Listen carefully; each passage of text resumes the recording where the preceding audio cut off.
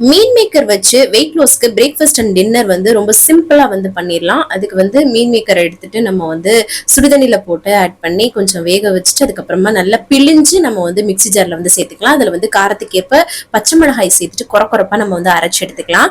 இப்போ மீன் மேக்கர் வச்சு ஆம்லெட் தான் வந்து பண்ண போறோம். ரொம்ப டேஸ்டியா இருக்கும். நல்ல ஒரு ப்ரோட்டீன் ரிச் பிரேக்ஃபாஸ்ட் அண்ட் டின்னரா இருக்கும். சரிங்களா?